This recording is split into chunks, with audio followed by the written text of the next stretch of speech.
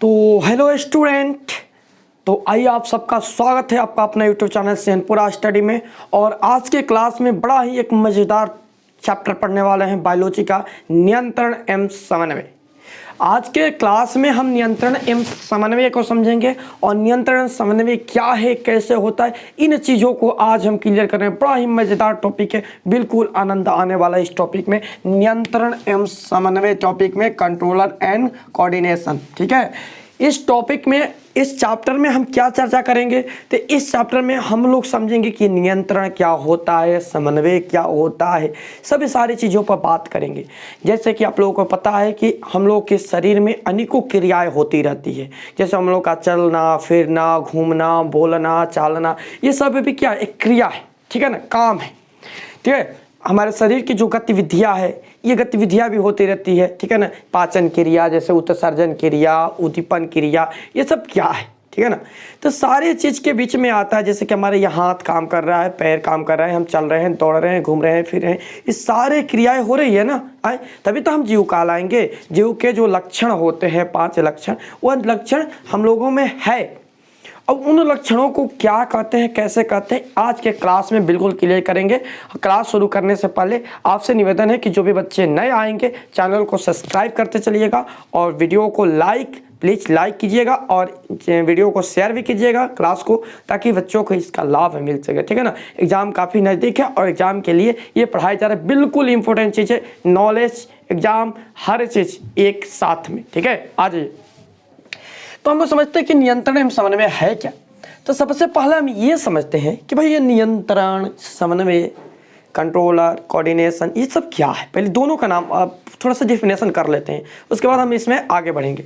तो देखिए, नियंत्रण का मतलब क्या हुआ। नियंत्रण से पहले हम समन्वय को समझ लेते हैं। समन्वय क्या होता है, तो हम कहेंगे देखिए, जीव जो अनुक्रिया करता है, काम करता है, ठीक है ना, जो भी काम करता है जीव, जिसके अंदर 5 लक्षण जीवों के पाए जाते हैं, उस आधार पर उसका काम करना, चलना फिरना, घूमना फिरना, ठीक है ना, इस सब चीज़ पर क्या है, कोई ना कोई तो ऐसा है ना जो काम करेगा। हमारे शरीर की जो तंत्रिका तंत्र, हार्मोन्स, ये सब क्या कहलाते हैं, ये सब समन्वय का काम करते हैं। ठीक है ना।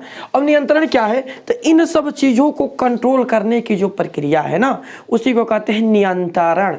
ठीक है ना, कंट्रोलर। ठीक है, कि कौन कंट्रोल करता है, हमारे पूरे शरीर है, बॉडी है। जैसे मान लीजिए कि मेरे पास बहुत बड़ी एक कंपनी मैंने खड़ा किया, या बहुत ये कोचिंग जो हमारा है, इतनी बड़ी कोचिंग को मैं चला रहा हूँ, ये कैसे चला रहा हूँ, इंस्टीट्यूट कैसे चल रहा है भाई, है? इसके लिए तो कोई एक तो रहना चाहिए मास्टरमाइंड जो इसको चलाएगा, जो कि वहाँ पर चलाने के लिए कोई एक व्यक्ति, जैसे चेयरमैन हो गया कंपनी का, चलाने के लिए कोचिंग को चला रहा हूँ मैं, तब मैं यहाँ पर मेन हो गया हेड। ठीक है, मेरे माइंड के मुताबिक ये कोचिंग चल रहे हैं, कंपनी चला रहे, तो कोई चेयरमैन, कोई मालिक उसका होगा ना।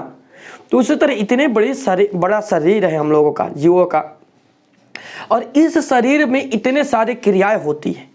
तो इतने सारी क्रियाओं को करने के लिए कोई तो ऐसा रहना चाहिए जो इतने सारी क्रियाओं को करेगा। वो कौन है भाई इतने सारी क्रियाओं को करने वाला, तो वह है हमारा ब्रेन। ठीक है ना, वह हमारा दिमाग जो इन सभी क्रियाओं पर नियंत्रण रखता है। और इसके अलावा हार्मोन्स जो सारी अंतर क्रियाओं पर नियंत्रण रखने का काम करता है। इसी को तो कहते हैं नियंत्रण एवं समन्वय। ऐसा समझ में ना, नियंत्रण एवं समन्वय, नियंत्रण कहते हैं। ठीक है ना, अब इसमें हम लोग आगे बढ़ेंगे और समझेंगे, ध्यान दीजिएगा। नियंत्रण एवं समन्वय करने वाले 2 भाग हैं। एक होता है तंत्रिका तंत्र। ठीक है ना, जो इसे हम चर्चा करेंगे अभी आगे। तंत्रिका तंत्र होता क्या है, ये न्यूरॉन से बना पूरा एक ढांचा है, तंत्र है। जैसे ध्यान दीजिएगा, आप देखे होंगे कि किसी बिल्डिंग की ढलाई करने के लिए सबसे पहले क्या किया जाता है, एक ढांचा बना दिया जाता है। किसी मूर्ति को खड़ा करने के लिए एक ढांचा बना दिया जाता है।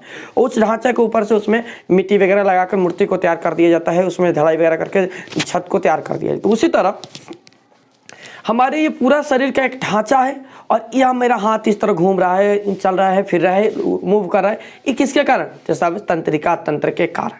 ठीक है ना, तो तंत्रिका तंत्र। और दूसरा होता है रासायनिक अंतःक्रिया, हार्मोन्स, रासायनिक क्रिया, हार्मोन्स, रासायनिक हार्मोन्स। ठीक है ना, यानी कि हमारे शरीर का नियंत्रण एवं समन्वय की क्रिया 2 प्रकार से होती है। एक तंत्रिका तंत्र के माध्यम से होता है और दूसरा रासायनिक हार्मोन्स के माध्यम से होता है। ठीक है, समझ में आया ना। यानी हमारे शरीर में जितने भी क्रियाएं होती है दो प्रकार से होती है, तंत्रिका तंत्र के माध्यम से और दूसरा होता है रासायनिक हार्मोन्स के माध्यम से। ठीक है, तो अभी हम समझेंगे, ये दोनों को समझेंगे धीरे धीरे करके। अभी हम लोग समझेंगे कि जो रासायनिक हार्मोन्स है ये कैसे काम करता है। अब जीव में भी दो प्रकार के जीव आएंगे, एक आ जाएंगे पेड़ पौधा, एक आ जाएंगे हम लोग, ठीक है ना, उच्च वर्ग के जीव, एक पेड़ पौधा आ जाएंगे। ठीक है, अब यहाँ पर हम लोग समझेंगे कि ये जो तंत्रिका तंत्र जो हार्मोन्स है ये पेड़ पौधा हम लोगों में कैसे काम करता है, दोनों में काम करेगा ना, तो कैसे दोनों में काम करेगा इस चीज़ को क्लियर कर लेते हैं, ध्यान से समझिएगा। देखिए, इससे पहले एक छोटा सा चीज़ और समझ लेते हैं हम लोग, सेंस ऑर्गन, ग्राही। तो देखिए, जो तंत्रिका तंत्र है ना ये कैसे काम करता है, तो ग्राही के माध्यम से काम करता है। ग्राही मतलब क्या, जो आँख, नाक, कान, त्वचा ये सब है ना, ये सेंस ऑर्गन, कितने 5 सेंस ऑर्गन पाए जाते हैं। ये सेंस ऑर्गन जो क्या करते हैं, ग्राही का काम करते हैं। ये बाहरी वातावरण से संदेशों को अंदर ग्रहण कर लेते हैं, ठीक है ना, बाहरी वातावरण से संदेशों को ग्रहण करके और हमारे अंदर छोड़ते हैं। जैसे कि आँख हुआ, हम कोई भी चीज़ को हम देखें तो हमारे अंदर ब्रेन के पास में भेजा, कान से सुने ब्रेन के पास में भेजा, ठीक है ना, नाक से सूंघे ब्रेन के पास में भेजा, मुंह है जिसके माध्यम से हम लोग टेस्ट करके कोई भी चीज़ को अंदर ले सकते हैं, बोल सकते हैं, ठीक है, सेंस ऑर्गन। इसके अलावा एक त्वचा हो गया जिसके माध्यम से हम छूते या कोई चींटी काटेगा तो आपको समझ में आ जाएगा। ये सेंस ऑर्गन है जिसे ग्राही कहते हैं, इंग्लिश में, हिंदी में ग्राही, इंग्लिश में सेंस ऑर्गन कहा जाता है। और ये क्या करता है ना कि ये सारी जितने भी बाहरी क्रियाएं हैं वायुमंडल से, लोगों से, ये संपर्क जोड़ता है हमारा, ठीक है ना। ब्रेन अकेले काम नहीं ना करेगा, ब्रेन की किसी न किसी तो उसको माध्यम चाहिए ना, कि कोई ना कोई तो व्यक्ति चाहिए। मतलब हम यहाँ पर एक ऑफिस खोल लिए, कंपनी चलाए, तो अकेले कंपनी नहीं चला पाएंगे, उसके लिए मुझे लोग चाहिए, कंडीशन चाहिए, ठीक, मतलब सारे तौर तरीका बनाना पड़ेगा। तो उसी तरह ब्रेन अकेले काम नहीं करता है, ठीक है ना। तो इसके लिए ये अपने जाल को बिछा रखा है, नेटवर्क को बिछा रखा है, जिसे हम लोग कहेंगे तंत्रिका तंत्र या न्यूरॉन बोला जाता है। तंत्रिका तंत्र की छोटी सी इकाई होती है न्यूरॉन, तंत्रिका कोश की, ठीक है ना। तो इसे हम लोग अभी आगे चर्चा करेंगे। आज के क्लास में हम लोग समझेंगे कि पेड़ पौधा कैसे, पेड़ पौधा में नियंत्रण एवं समन्वय होता कैसे, ठीक है ना, पेड़ पौधों में नियंत्रण एवं समन्वय की क्रिया कैसे होती है। तो समझते हैं पौधों में नियंत्रण एवं समन्वय की क्रिया। तो देखिए, कभी आप लोगों ने सोचा होगा कि भाई हम लोग चल फिर सकते हैं। देखिए, पेड़ पौधा भी जीव है, हम लोग भी जीव है, हम लोग चल फिर सकते हैं, बोल सकते हैं, बात कर सकते हैं, लड़ाई कर सकते हैं, झगड़ा कर सकते हैं, पीट सकते हैं, हाँ, कुछ भी कर सकते हैं हम लोग। लेकिन पेड़ पौधा जीव है, सजीव है, लेकिन वे चल नहीं सकते हैं, फिर नहीं सकते हैं। आप लोग छोटे होंगे ना तो ये चीज़ पढ़ाया जा रहा होगा आपको कि पेड़ पौधा सजीव होते हैं। आपके माइंड में भी ये बात चलती होगी कि हम भी सजीव, पेड़ पौधा भी सजीव। ये क्यों नहीं पेड़ पौधा चलते हैं भाई, क्यों नहीं हमसे बात करते हैं भाई, ठीक है, वो एक जगह स्थिर क्यों रहते हैं, वो सजीव हैं फिर भी। आज उसका आंसर मैं आपको बड़ा सटीक ही दूंगा। यहाँ पर ध्यान दीजिएगा, पेड़ पौधा सजीव है, हम लोग भी सजीव हैं, लेकिन ध्यान दीजिएगा, हम लोगों के अंदर या उच्च वर्ग के जितने भी जीव होते हैं उनके अंदर तंत्रिका तंत्र पाया जाता है, लेकिन पेड़ पौधा के अंदर तंत्रिका तंत्र नहीं पाया जाता है। पेड़ पौधा में भी रासायनिक नियंत्रण एवं समन्वय की क्रिया होती है और हम लोगों में भी नियंत्रण एवं समन्वय की क्रिया होती है, ठीक है ना। पेड़ पौधा में भी नियंत्रण एवं समन्वय की क्रिया, हम लोगों में भी नियंत्रण एवं समन्वय की क्रिया। पेड़ पौधा बोल नहीं सकते, क्यों नहीं बोल सकते, तो इसका कारण यह है कि पेड़ पौधा के अंदर तंत्रिका तंत्र नहीं पाया जाता है। पेड़ पौधा के अंदर तंत्रिका तंत्र नहीं पाया जाता है, इसलिए पेड़ पौधा बोल नहीं सकते हैं, चल नहीं सकते हैं, घूम नहीं सकते हैं, फिर नहीं सकते, ठीक है। यानी पेड़ पौधा सजीव है लेकिन ये सब क्रियाएं नहीं कर सकते हैं। हाँ, पेड़ पौधा के शरीर में वृद्धि होता है, उसमें बहुत सारे डालियाँ निकलती है, यानी उसमें भी नियंत्रण एवं समन्वय की क्रिया होती है। तो उस नियंत्रण एवं समन्वय को हम कहते हैं क्या, तो ध्यान दीजिएगा, रासायनिक या हार्मोन्स के माध्यम से, हार्मोन के माध्यम से पेड़ पौधा के अंदर नियंत्रण समन्वय की क्रिया संपूर्ण होती है। यानी पेड़ पौधा में केवल हार्मोन पाया जाता है, जबकि मनुष्य या उच्च वर्ग के जीवों में हार्मोन्स और तंत्रिका तंत्र दोनों पाया जाता है। हार्मोन्स और तंत्रिका तंत्र ये दोनों पाए जाते हैं, इसलिए हम लोग तंत्रिका तंत्र के माध्यम से तरह के हाथ को हिला रहे हैं, बोल रहे हैं, चल रहे हैं, फिर घूम रहे, कैसे बोले, सारे तंत्रिका तंत्र का खेल है, ठीक है ना। हार्मोन्स भी हमारे शरीर में, हार्मोन्स भी पूरे शरीर को नियंत्रण समन्वय की क्रिया कर रहा है, ठीक है ना। तो हमारे शरीर में दोनों पाया जाता है, जबकि पेड़ पौधा में एक पाया जाता है। क्लियर हुआ ना यहाँ पर। पौधों में नियंत्रण समझ में आ गया कैसे होता है, ठीक है। अब देखिए समझते हैं हम लोग उद्दीपन। ये उद्दीपन क्या होता है, ध्यान देखिए, जितने भी पेड़ पौधा है या जंतु, ये क्या कहते हैं, वायुमंडल में हो रहे जितने भी परिवर्तन है, उस परिवर्तन से अपना अनुक्रिया करते हैं, उस परिवर्तन के माध्यम से वह मतलब अनुकृत होते हैं या वायुमंडल में जीवित रहते हैं, उसके माध्यम से चलते हैं। उसी प्रक्रिया को हम लोग क्या कहते हैं, उद्दीपन कहते हैं, ठीक है ना। उस प्रक्रिया को क्या कहते हैं, उद्दीपन कहते हैं। उद्दीपन भी क्लियर हो गया यहाँ पर। अगला टॉपिक हम लोग का है वृद्धि प्रेरित गति। वृद्धि प्रेरित गति क्या होता है, देखिए क्या होता है ना, कभी कभी आप लोगों ने देखा होगा कि पेड़ पौधा ना कहीं हम लगा दिए, छोटा सा पेड़ पौधा, जाता है मटर का एक पौधा ले लीजिए, उस पर एग्जाम्पल देते हैं, और लगा दिया गया, तो जब बड़ा होगा ना तो देखेंगे कि भाई दीवार है, अब यहाँ पर कोई लगा दिया गया, तो आप लोग देखे होंगे कि दीवार के जितना भी संपर्क में इस तरह पेड़ रहेगा ना, तो उस साइड के यानी दीवार के संपर्क वाले साइड के आप देखेंगे तो पेड़ का विकास उतना नहीं होगा, जबकि उसके विपरीत साइड वाला साइड के जो विकास अच्छा हो जाएगा, ठीक है ना। कभी कभी आप लोग देखेंगे दीवार के पास में या कोई खंभा के पास में कोई पेड़ पौधा लगा दिया गया, तो उसके पास में जो संपर्क में रहेगा ना, तो उसका विकास कम होगा, और जो बाहरी इधर रहेगा उसका विकास ज़्यादा होगा, और इस तरह पेड़ झुका रहेगा, इस तरह झुककर ऊपर की तरफ जाएगा। तो यह क्या होता है, वृद्धि प्रेरित गति होती है, जिससे मतलब किसी के संपर्क में आने से उसकी गति कम हो जाती है, ठीक है ना। आगे समझ में। अब देखिए तो अगला टॉपिक हम लोग के अनुवर्तनी गति। अगला टॉपिक क्या है हम लोग का, अनुवर्तनी गति है। अगला टॉपिक है अनुवर्तनी गति को समझते हैं। तो पौधे में बाह्य उद्दीपन को ग्रहण करने की क्षमता होती है, ठीक है ना।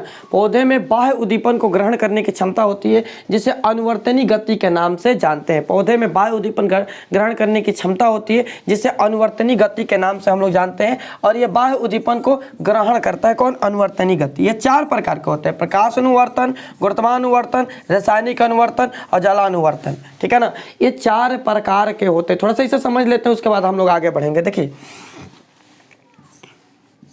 पहला है प्रकाश अनुवर्तन। ये प्रकाश अनुवर्तन होता क्या है, ध्यान दीजिएगा। जब पेड़ पौधा, ध्यान दीजिएगा, प्रकाश की तरफ आरोह करे, प्रकाश की तरफ जाता है, तो उसे प्रकाश अनुवर्तन कहते हैं। जैसे देखेंगे आपने पेड़ पौधा ना, जिस तरफ ज़्यादा प्रकाश रहे उसी तरफ झुकते हुए आगे निकल जाएंगे, टेढ़ा हो जाएंगे इस तरह, क्योंकि उस तरफ से प्रकाश की मात्रा, जिस तरफ प्रकाश रहेगा उस तरफ क्या हो जाएंगे, टेढ़ा हो जाएंगे, ठीक है ना। मतलब क्या, उस तरफ प्रकाश की मात्रा ज़्यादा है तो प्रकाश की तरफ वो आरोह हो गया। ये हार्मोन्स काम करता है, प्रकाश की तरफ आरोह हो जाते हैं। तो इसे हम लोग थोड़ा सा आगे होकर समझेंगे। तो प्रकाश अनुवर्तन का मतलब यह हुआ कि पेड़ पौधा को प्रकाश की तरफ झुकना या प्रकाश की तरफ अनुवर्तन करना, अनुवर्ती करना, प्रकाश अनुवर्तन कहलाता है, ठीक है ना। दूसरा है गुरुत्वानुवर्तन। गुरुत्वानुवर्तन में आप लोग देखेंगे कि पेड़ पौधा ना पृथ्वी के गुरुत्वाकर्षण बल के कारण नीचे जाएगा, इस तरह सीधा हो जाएगा, लेकिन उसकी पत्तियां जो है इस तरह घूम कर ऊपर चली जाएगी। मतलब क्या, इसके जो डाली है इस पर गुरुत्वानुवर्तन लगा और गुरुत्वानुवर्तन के कारण ये टेढ़ा हो गया, ठीक है ना। लेकिन ऊपर वाले जो भाग है उसमें हार्मोन्स की मात्रा है, तो आरोह के कारण, प्रकाश की तरफ आरोह के कारण वो प्रकाश की तरफ बढ़ जाते हैं, ऊपर निकल जाते हैं। तो कभी कभी आप लोग देखे होंगे इस तरह का पौधा नीचे से इस तरह टेढ़ा होगा, ऊपर चला जाएगा, तो इस पर गुरुत्वानुवर्तन प्रक्रिया होती है, गुरुत्वाकर्षण के कारण ये नीचे की तरफ झुक जाता है, ठीक है ना।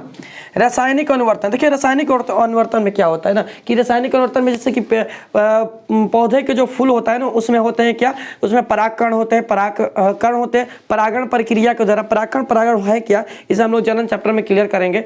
परागकण प्रक्रिया के द्वारा वह परागण जो है, जितने भी पुंकेसर निकलते हैं, पुंकेसर परागण प्रक्रिया के द्वारा एक फूल से दूसरे फूल पर चला जाता है, वहाँ पर जाकर वह वर्तिका के माध्यम से अंदर जाकर निषेचन की क्रिया करके फल फूल बनाने का काम करते हैं, उसे हम रासायनिक अनुवर्तन कहेंगे, ठीक है ना। क्लियर हो गया यहाँ पर।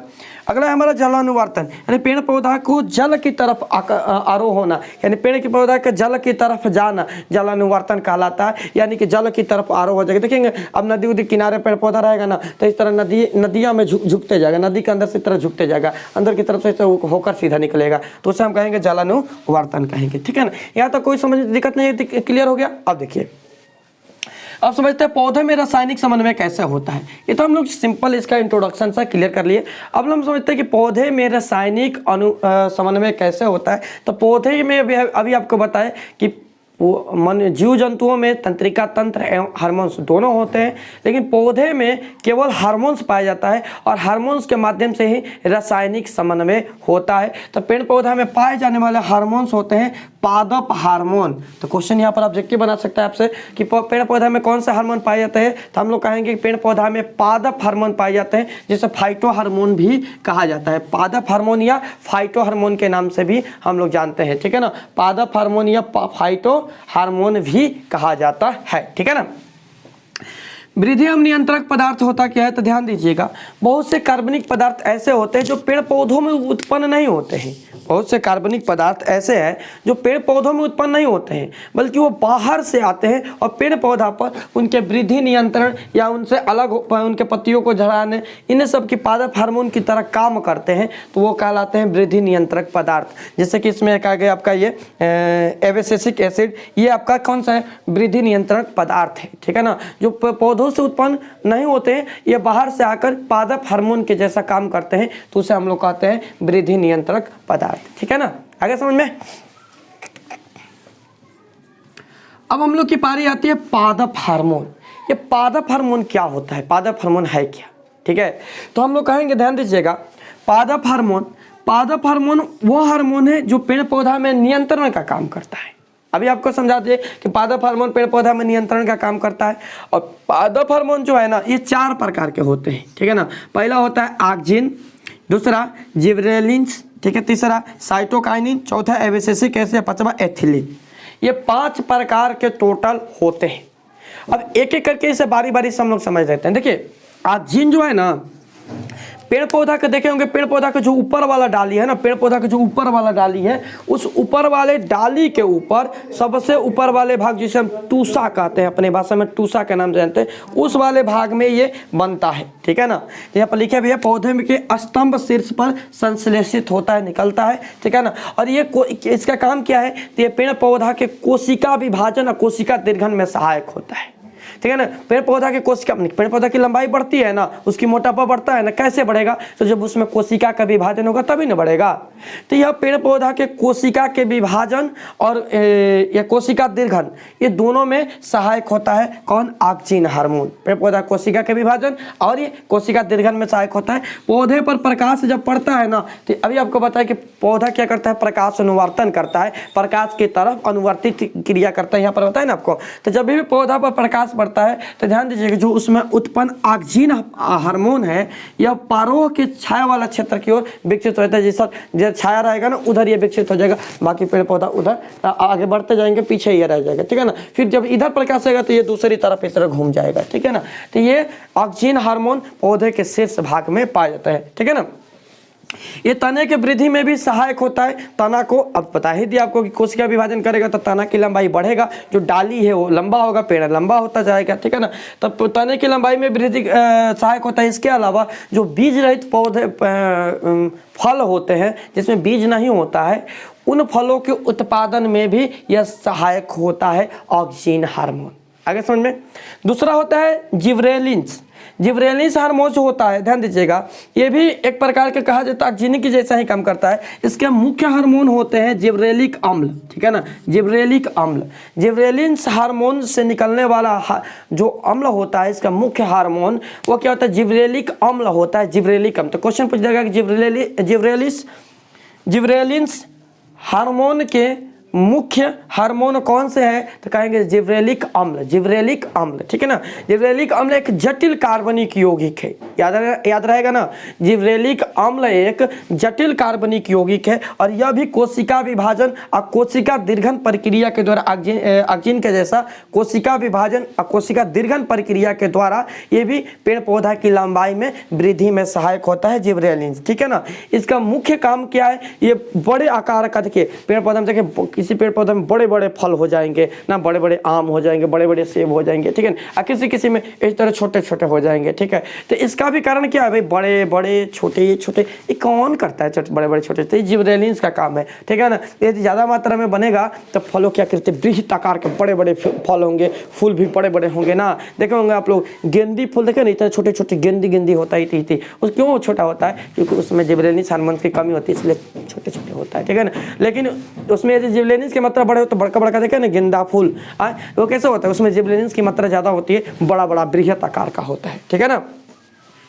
ये भी बीज रहित फलों के में सहायक करता है, यानी बिना बीज वाले फल इससे भी बनते हैं, जिबरेलिन्स हार्मोन से भी बिना बीज वाले फल बनते हैं, यानी बीज रहित फल में भी ये भी सहायक होता है। इसके अलावा साइटोकाइनिन, देखिए साइटोकाइनिन क्या है तो ध्यान दीजिएगा, ये भी एक हार्मोन्स है पेड़ पौधा के, ठीक है ना, पेड़ पौधा के भी हार्मोन्स है। ये बीजों को भ्रूण कोश एवं पौधों के जड़ों में संश्लेषित होता है। कहाँ निकलता है तो बीज के, देखिए बीज में आपको अभी आगे चलेंगे ना तब आपको बताएंगे जनन चैप्टर में कि पेड़ पौधा में कैसे जब निषेचन की क्रिया होती है फूल के अंडाशय में, तो वहाँ पर एक जाइगोट बनता है और एक भ्रूण बनता है। जो भ्रूण जो होता है जाइगोट को सुरक्षा कर देता है, जाइगोट को बड़ा करने में मदद करता है। तो यह जाइगोट में निकलता है, जाइगोट में साइटोकाइनिन जो है जाइगोट में बनता है। इसके अलावा पेड़ पौधा के जड़ में निकलता है, जड़ में बनता है, याद रखिएगा साइटोकाइनिन भ्रूण कोश में और पेड़ पौधा के जड़ में बनता है साइटोकाइनिन। और यह भी कोशिका द्रव के विभाजन, देखिए ये कोशिका विभाजन में सहायक होता है ना। आपको पेड़ के अंदर आप लोग कट्टे फट्टे पेड़ को मारिएगा ना तो चिपचिपा सा पदार्थ बहुत सारे निकलेगा, वो क्या होता है, साइटोकाइनिन होता है, ठीक है ना। जैसे हमारे शरीर में म्यूकस या साइनोवियल द्रव्य कुल भरा रहता है ना, उसी तरह पेड़ पौधा में ये साइटोकाइनिन होता है, चिपचिपा सा बहुत सारे पदार्थ। और ये क्या करता है ना, कोशिका विभाजन में सहायक होता है, कोशिका द्रव्य में सहायक होता है, कोशिका द्रव्यों को बहुत सारे खंडों में बांटने का काम करता है साइटोकाइनिन, ठीक है ना। कोशिका द्रव्य में को बांटने का काम साइटोकाइनिन करता है, ठीक है ना। इसके अलावा ये जीर्णता को रोकता है और क्लोरोफिल जो होता है ना, जो कि पेड़ पौधों के ऊपर, जिसके कारण पेड़ पौधा का रंग हरा होता है, जो प्रकाश संश्लेषण में काफ़ी सहायक होता है, जो सूर्य के किरणों को में से अपने काम के जो चीज़ होते हैं उन चीज़ों को पेड़ पौधा के अंदर भोजन बनाने में ले लेता है, उन सबको ये साइटोकाइनिन उस क्लोरोफिल को ये काफ़ी लंबा समय तक पेड़ पौधा में उपस्थित रखता है। यह उसको क्लोरोफिल को ख़त्म नहीं होने देता है, सूखने नहीं देता है, काफ़ी लंबा समय तक क्लोरोफिल को उपस्थित रखता है, पेड़ पौधा में जमा रखता है, ठीक है ना। आगे समझ में। चौथा बात किया जाए एब्सिसिक एसिड, देखिए ये भी एक पादप हार्मोन है, लेकिन ये आक्सीजन और जिबरेलिन्स की जो प्रभाव है ना इसके उसको उलट देता है, ठीक है ना। ये इसका छिड़काव पेड़ पौधा पकड़ दिया जाए एब्सिसिक एसिड का, तो पेड़ पौधा के सारे पत्तियां झड़ जाएंगे, ठीक है ना। पेड़ पौधा मुरझा जाएगा, बिल्कुल फूल के ऊपर से फूल मुरझा जाएगा, फूल की सारे पत्तियां झड़ जाएगी। जिबरेलिन्स इतना खतरनाक हार्मोन होता है, ये पेड़ पौधा को सुखवा देता है, खत्म कर देता है, ठीक है ना। ओके, एथिलीन, देखिए अगला है एथिलीन। एथिलीन याद रखिएगा, इसे यहाँ से बड़ा एक फेमस क्वेश्चन बिहार बोर्ड का हमेशा है। एथिलीन को फल पकाने वाला हार्मोन भी कहा जाता है। ये पेड़ पौधा के तने वाला भाग में, अग्र भाग में पाया जाता है, पेड़ पौधा के तना वाला भाग में पाया जाता है। और ठीक है, और ये कहते हैं ना फरवरी के महीना में, मार्च के महीना में ये थोड़ा सा ज़्यादा हो जाता है, यानी फरवरी या मार्च के महीना में ये ज़्यादा निकलने लगता है और ये फल को पकाने में मदद करता है। फल को पकाने में ये काफ़ी ज़्यादा मदद करता है, इसलिए इसे फल को पकाने वाला हार्मोन भी कहा जाता है। तो याद रखिएगा एथिलीन को कौन सा ऐसा हार्मोन है जो फल पकाने का कार्य करता है, तो एथिलीन नामक हार्मोन जो होता है फल को पकाने में मदद होता है या फल को पकाने में काम करता है, ठीक है। और फल को मतलब स्वादिष्ट या कहा जाए तो खाने योग्य बनाने में मदद करता है। इसके अलावा ये पत्तियों से, जड़ों से भी थोड़ा थोड़ा करके निकलता रहता है, कौन सा, एथिलीन, ठीक है ना। तो आज के क्लास में हम लोगों ने ये हार्मोन्स को क्लियर किया। मैं ऐसा करता हूँ कि बिल्कुल आप लोगों को बहुत अच्छे से समझ में आया होगा। तो इसके बाद हम लोग पढ़ेंगे जंतुओं में नियंत्रण एवं समन्वय, तंत्रिका तंत्र क्या होता है, उसके बाद ब्रेन के बाद में मनुष्य में हार्मोन्स, उसके बाद ये चैप्टर खत्म हो जाएगा, ठीक है ना। तो आप लोग अच्छे से इसको देख लीजिएगा और मैं ऐसा करता हूँ कि समझ में आया है तो एक प्यारा सा कमेंट जरूर कीजिएगा और जो नए बच्चे आएंगे वो चैनल को सब्सक्राइब करते चलेंगे। तो धन्यवाद, मिलते हैं हम लोग नेक्स्ट क्लास में।